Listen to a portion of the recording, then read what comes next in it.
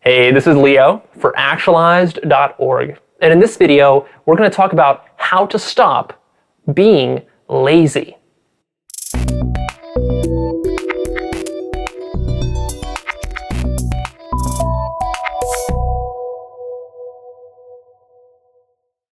Let's do some lazy troubleshooting. I want to help you to get out of your rut, your funk, or whatever else is going on in your life. So let's troubleshoot this issue. And this is an issue that's close to me because, I get lazy sometimes. In fact, today was one of my most lazy days in a while. I've been working real hard on my business stuff, and today was just one of those days where I didn't really have that much to do, but I was supposed to shoot a couple of videos, which is what I'm doing now, but it was really hard for me to get mobilized. The whole day I was kind of putting it off and procrastinating and just saying like, oh, no, I don't want to. I feel sleepy, I feel tired. I didn't have a good meal, so now I'm kind of sluggish. And it's like, oh, do I really have to get up there and prepare myself and get all pretty and everything and get ready to talk about this kind of stuff? Like, oh, I don't want to deal with all that stuff. So, and I was like writing little outlines for what I'm going to say, but then like I just wasn't feeling it. I wasn't in the mood. And I was feeling I was really being lazy. But here I am. I'm standing in front of you, and I'll tell you how I got up here at the end of the video. But right now, first of all, to frame this problem, let's just be very clear and ask you, what kind of lazy are we talking about here? Because there's different kinds of lazy. One kind of lazy is that you lost your job, and now you've been unemployed for 12 months, and you've just been lying around on the couch at your parents' house in their basement, and you haven't even been looking for a job, and you're just so lazy you're sitting there watching reruns of old TV shows for 12-hour straight, eating noodles out of a styrofoam cup. Right? Now, that's one kind of lazy, and that's a kind of like really problematic lazy. Then there's another kind of lazy, which is actually one that I get coaching clients coming to me for, and that's this kind. I get a successful person coming to me. This person is already earning 6 figures, but this person is now feeling, I'm not so motivated anymore. I want to go out there and go for that promotion, but I'm just kind of like losing my drive. Or, I want to earn an extra $1 million in my business, but I've already got a couple million. How do I motivate myself to earn that extra million? Like this kind of lazy. Or maybe, you work really hard and you're working on projects all the time, and now you're in this kind of a rut between projects. You're feeling like, I don't want to do anything. I don't want to start the next project. That's a very different kind of lazy. I mean, that's kind of an overachiever's lazy. That's what I'm calling that one. It's if you're an overachiever type, you're a workaholic type, you think that everything, unless you're working your ass off at a breakneck pace, then everything is lazy. So that's a very different type of problem. And then, of course, you've got other kinds of lazy, like maybe you're too lazy to go and study for school or college.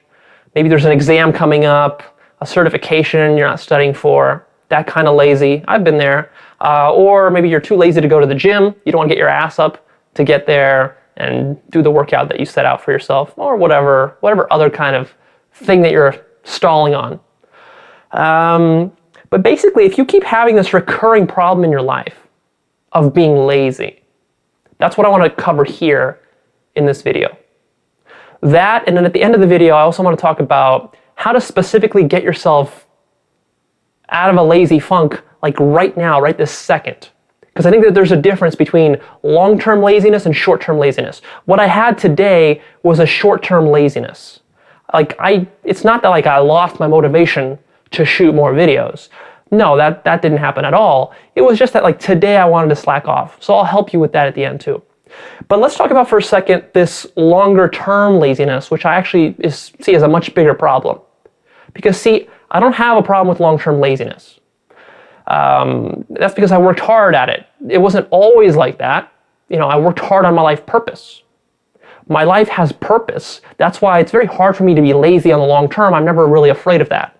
I can have short-term laziness though, because like anyone, I just kind of want to slack off during a certain part of the week or whatever.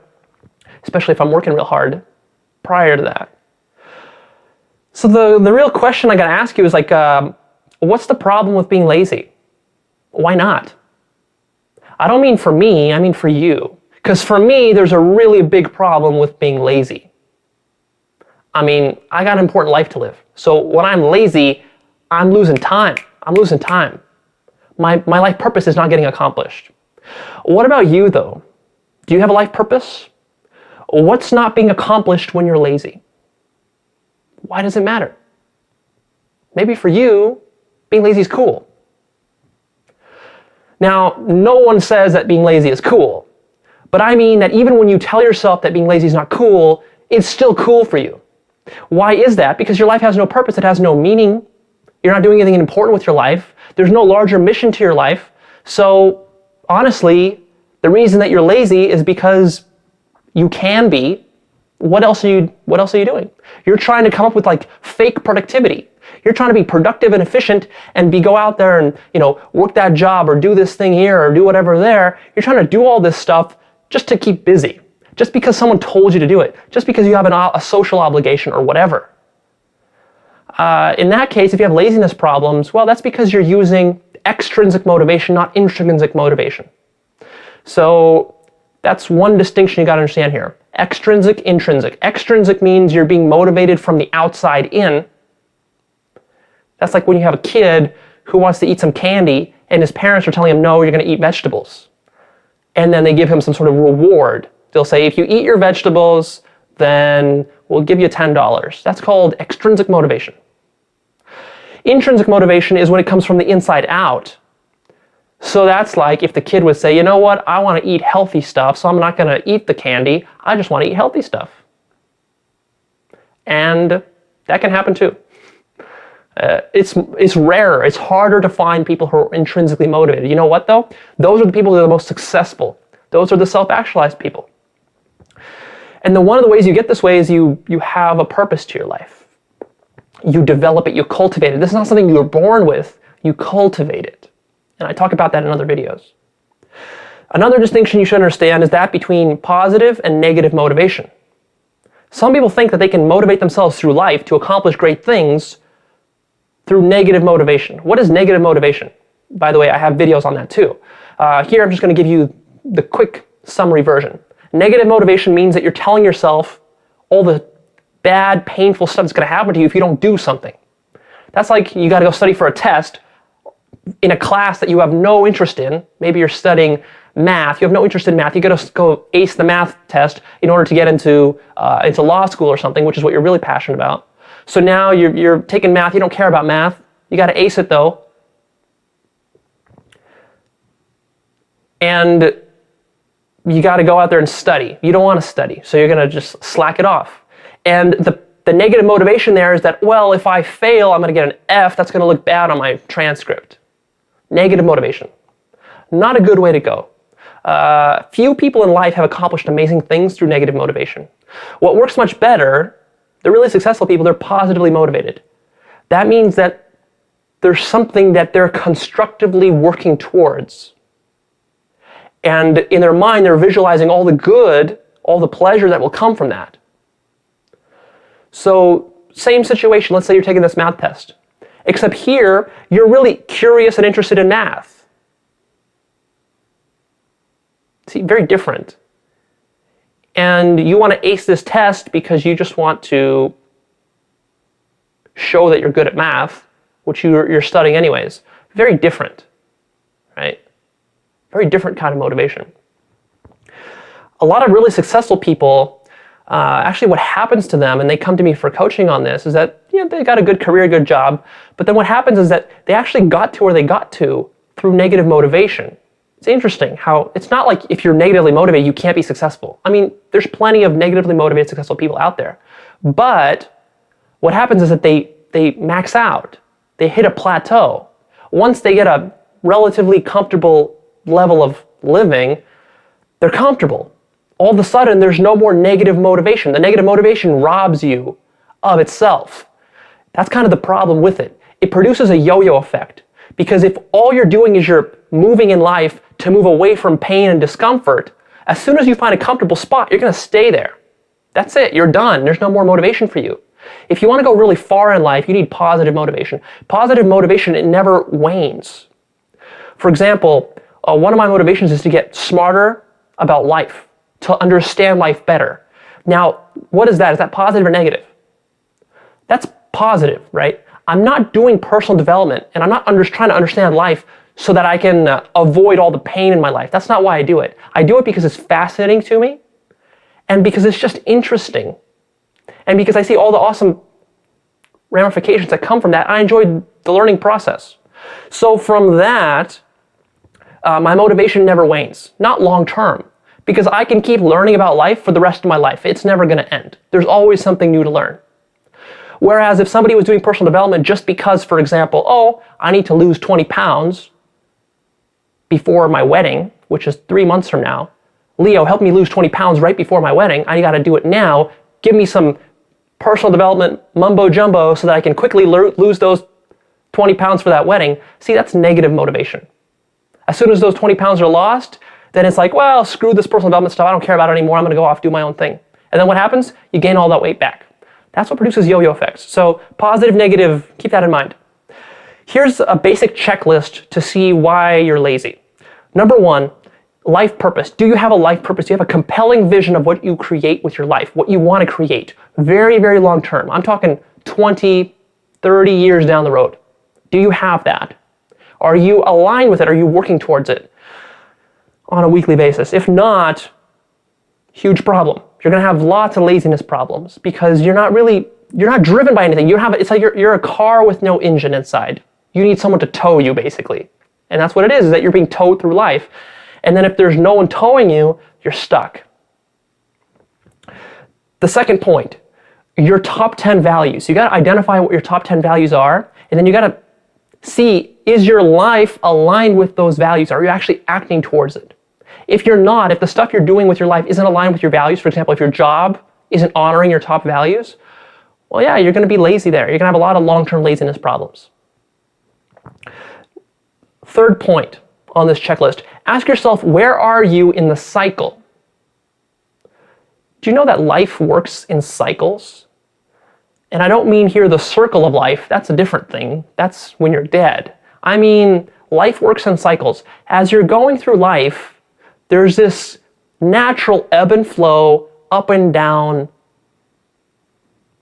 cadence like this to your life. And it lasts, one of these cycles can last for 2, 3, or 5 years. So these are pretty long-term cycles. How does one of these cycles work? Well, let's say you're starting a new project. When you start a new project, you're kind of at the bottom of the cycle. You start some sort of new project or new endeavor or whatever, new chapter in your life, and then you start moving towards it. It's exciting, you're working on it, and you're going up in the cycle. Then you really hit your stride, you're reaching towards the top of the cycle. Then you're really at your peak, you're really killing it at your job, whatever you've been trying to do, it's really clicking, everything's working, you're at the very top of the cycle. Then naturally, people expect well, I'll just stay at the top. No, that's not very natural. The way life works is that you have an ebb and flow. So even after you've peaked, you're not going to maintain that peak. There's going to be a turn downwards. The phase in the chapter is going to be coming to an end. The movie's coming to an end. There's going to be a climax, right? After the climax, things resolve. So that's what's happening here. It doesn't necessarily mean failure. Sometimes it is a failure. Sometimes it's a catastrophic failure. Maybe your business catastrophically fails. But most times it's not even that. It's just kind of a natural phasing out. Maybe you're just moving on to bigger and greater things, whatever. A new chapter in your life needs to start. So now you're going down in the cycle. And then inevitably you hit the rock bottom of that cycle. This might be something very serious, like something bad happened to you, some traumatic event. Now you're very depressed, you're suicidal, you're very doubtful. Or maybe you're just kind of feeling lost and lazy and you're in this rut. You don't know what the next thing is in your life. You don't know what the next chapter should be. You're confused, you're lost. You don't have a project to work on. Maybe you're unemployed. Maybe you don't have a business, this kind of stuff. That's you at the very bottom. And then from that, what happens is that through that process of contemplation and kind of wandering and looking and searching and rediscovery, you come up with the next chapter. And then from that next chapter, again, the cycle starts to go back up. So understanding this, you got to ask yourself, where are you in this cycle right now in your life? If you're lazy and you're at the top of the cycle, well, that's one scenario. If you're lazy and you're at the bottom of the cycle, that's another scenario. I mean, it's pretty natural to be lazy at the bottom of the cycle. And sometimes you have to let yourself be that way. Because maybe you've just completed a really big project, or you just sold a business of yours, or whatever, Yeah, now it's natural to be a little bit lazy. Maybe you should take some time off, think things through. If you're at the top of the cycle, laziness shouldn't really be a problem for you because you're going full stride. But sometimes, you might have a day or two of laziness here or there. And so that's okay. Notice where you are in your cycle. The next checkpoint on this list is, when was the last time you had a vacation? How many months has it been? If it's been over 6 months, then that might be the problem right there. I find in myself, I start to become lazy after I've worked really hard for a long time. And I don't even acknowledge to myself how hard I've worked. So if you're having laziness issues when you're at the top of the cycle, maybe it's because you've been working so goddamn hard to reach the top, and now you're at the top, you just need a little bit of a break. You need to recharge those batteries, take your mind off the work you've been doing or whatever. And then you won't have these laziness problems anymore. So check in with that too. So that's the basic checklist, but I have a little bit more to say. So maybe you're still lazy after all of this. Maybe you pass all these points and you're lazy. So if you don't have a life purpose, expect yourself to be lazy a lot. If you're not aligned with your top values, expect yourself to be lazy a lot. If you're not taking vacations and resting properly, expect yourself to be lazy. If you are not conscious of this cycle, expect yourself to be worrying about your laziness and not understanding it in its proper context. So that's the reason I explain that stuff. If you're still having laziness issues, habits are really key. You need to develop successful habits. And I don't really want to cover the process of making habits in this video, just be a little bit of a tangent. I'll cover that in other videos, and I have good videos about how to break bad habits and how to start good habits. The only thing I'll tell you here is that you probably need more success habits in your life, and you want to build them up slowly. So if you're lazy right now, don't expect to just go and jump out of the bed and go to the gym, and you haven't been to the gym in a long time. It won't work that way. You got to baby step that and build that momentum up. Build that habit up over the course of the next month or two, and then it'll be okay. So let's say, for example, that you want to be an aspiring writer, and in your mind you're telling yourself, well, I got to write this novel, or I got to write this screenplay. But I've been so lazy, I've been slacking off the last 2 weeks, and I keep pushing it off. I've been pushing it off for a whole year now. You're lazy. Well, in this case, actually, there's a procrastination issue there, which I have a video on. I'll link it below, so check that out. But also, beyond the procrastination, you need to build a writing habit. See, what you're probably telling in your mind is well, I got to sit down and write this whole book. Or I got to sit down and write the first chapter. Or I got to sit down and do 8 hours of writing for the whole day. No, that's not how a good writer starts. A good writer, if he hasn't written yet, he'll start slow, right? Baby step that stuff. So maybe today you just spend 1 hour. If 1 hour is too much, spend 10 minutes. Baby step it. That's how you have to do it sometimes, especially when you're working really hard, when you're doing something ambitious. You gotta look into the future and say to yourself, well, right now I'll start slow, and that's okay, because the ramp up will happen pretty fast. It's okay if you spend the next month just ramping up slowly, just to get to, let's say, 5 hours of writing a day. That's a lot of writing. If you can consistently do 5 hours of writing per day, damn, you'll write anything you want really fast. So the key is to get you there, right? You just don't jump there in one go. And the final point that I want to really make here is, how do you break out of laziness right now, right in the moment? So the habit stuff, that's more long term, but what if right now I was sitting on my couch today and I didn't want to go and shoot these videos. I was really lazy. In fact, in my mind, I almost said oh man, it's just not going to work. I'm not going to do it today. I'll put it off to next week or something like that. I honestly didn't feel like I would come up here. But here I am standing in front of you shooting this video, so what happened? I want to read you a quote from William James. I was thinking of this quote before I got off my couch. And it goes like this: you can act your way into right thinking, but you can't think your way into right action. What does this mean? There's something very truthful about this quote, very profound. And it says basically that if you're sitting there and you're trying to think your way into going out there and doing something big, it's not going to happen. And that's what I was trying to do on that couch. I was trying to sit there and come up with a way. Okay, what kind of technique do I know? What kind of psychological trick can I pull out of my bags of tricks so that I can get up here and shoot my video? And in fact, I was thinking to myself, I was starting to guilt myself, and I was starting to say stuff like, well, if I don't shoot my video, what are people going to think of me when I'm shooting a video about laziness and I'm being lazy myself? What gives me the qualifications to talk about it? And the fact is that I am lazy. There are times in my life when I'm very lazy. So let's be real here. I'm not standing up here and saying like I'm never lazy. It's just that it happened today that I was able to motivate myself. And the reason was that I stopped thinking about it and I started acting. Thinking versus acting, right? When you're really stuck, just go through the motions. Just go through the motions. That's it. That's the best way to get yourself mobilized in the moment. So if you got to get your ass off the couch to the gym, literally lift your ass off the couch. Step 1. Step 2, walk over to the closet. Step 3, put on your shoes. Step 4, put on your jacket or whatever you need. Step 5, pick up the keys to your car. Step 6, walk out the front door. Step 7, walk into the car. Step 8, turn on the music to make yourself feel a little bit better when you're in your car. Take your mind off of it.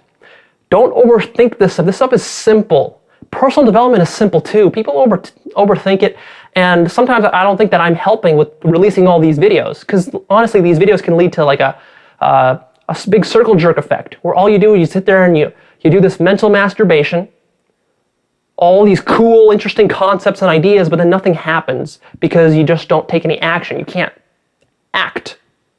Remember that the first 3 letters of the word actualized is act. Act, action, taking action. Action is a thing that determines the winners from the losers in life, the successful people from the unsuccessful, the self-actualized from the unself-actualized. It's action. And sometimes you just got to say to yourself, just fucking do it. Stop thinking about it, just fucking do it. Just fucking do it. Whatever it is that you're being lazy on right now, stop looking for a trick, just go fucking do it. It's not as hard as you think it is. It's not as painful, it's not as bad. Your mind is exaggerating that stuff. Just get yourself into action and put your mind on something else while you're doing it. Soon what you'll find is you'll be standing here speaking to the camera. You'll be enjoying yourself. You'll be feeling pretty nice. You'll be wondering, man, how come I was so lazy just a couple hours ago? I don't even know. That was like a different person. Now I'm standing here, I'm not lazy at all. I feel great. In fact, this is my second video. I already shot the first one, it's the second one. I really didn't feel like I was going to do it, but you know what? Sometimes it doesn't matter what you feel like. Sometimes you just move your legs, you move your ass, you move your mouth, and stuff happens. It's pretty cool. Also, another trick is that don't build it up in your mind like you have to do it perfectly. Sometimes just tell yourself, you know what? I'm just going to do a half-assed job today. I'm going to go to the gym and just do a half-assed job. Instead of staying at home from work, I'm going to go to work. But I'll just do a half-assed job at work. Instead of writing this stellar, awesome chapter for my novel, I'm going to write a half-assed chapter for my novel. That's good because it takes the pressure off you. It gets you mobilized, and once you're mobilized, it allows you to build up the momentum you need to then actually kick some ass that day. Another tip that I like is that sometimes when I'm feeling like it's really hard for me to mobilize to do work, just slow down. Slow your life down. Sometimes we try to speed things up so that we get more done. But ironically, what happens is that we're moving. There's so much action going on, but this action, it's got no traction to it. So it's just like stuff flying in the air, but nothing really important is getting done. Sometimes you gotta slow yourself down, bring yourself back to your own original principles and values. That actually helped me today too, is that what I did is I read a couple of blogs from some people that I follow, some quality blogs. So I read that and that started getting me thinking, started my mind churning, because I wasn't really in the mood to think and come up with new insights, new ideas. I wasn't come up with this stuff. But as I started reading this blog, I started reading this analysis, started getting my mind to be doing analysis. My mind has to be in an analytical mode when I'm shooting these videos. So that's what's happening right now. I've kind of built up a little bit of that momentum. And that's because I kind of allowed myself to slow down. Earlier in the day, I just said, you know what, I'm going to take it easy today. And if I read a book, for example, if I picked up a book from the bookshelf and I read that, that would have helped me too. Because like I'm slowing down, I'm really focusing on the stuff that I'm trying to do with my career, with my business, which is, delivering good insights to you guys. So when I focus on that, that tends to reground me. And finally, just acknowledge that sometimes you're going to fail. I mean, honestly, I'm standing here in front of you, but it could have been probably I'd say a 50-50 chance that I wouldn't have done this video today, just because I was pretty lazy today. And you know what? That's okay. In the past, I would have really guilted myself for it, and I was guilting myself a little bit today. But ultimately, you got to say to yourself, you're not perfect, and sometimes you're allowed to be lazy. And in fact, it's when you try to be perfect and when you try to be super productive all the time that actually laziness tends to come up. And so you get laziness because your overproductivity backfires on you. Now, we've covered a lot of ground here in this video. This last point about overproductivity backfiring, you got to ask yourself, is that me? Am I an overachiever type? If you're an overachiever type, that's a perfect description of how you work. But if you're a lazy slacker type, that's not you. If you're a lazy slacker type, what you need to do is go back to the beginning of the video and really look at life purpose. You don't got enough purpose in your life. You don't got enough positive motivation. So you got to work there. And I got some videos that I'll link down below to help you figure that out. All right, this is Leo. I'm signing off. Go ahead, post me your comments down below. Please like this video, clicking the like button. Share it on Facebook. Share it with your friends so that I can release more free content if this video and other videos are popular. And finally, come and sign up to my newsletter, free newsletter, actualize.org. I release new videos, exclusive content coming soon for lots of my subscribers.